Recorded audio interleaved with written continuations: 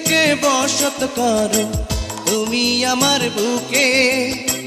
নতুন একটা ভুবন পেলাম আমি সেদিন থেকে।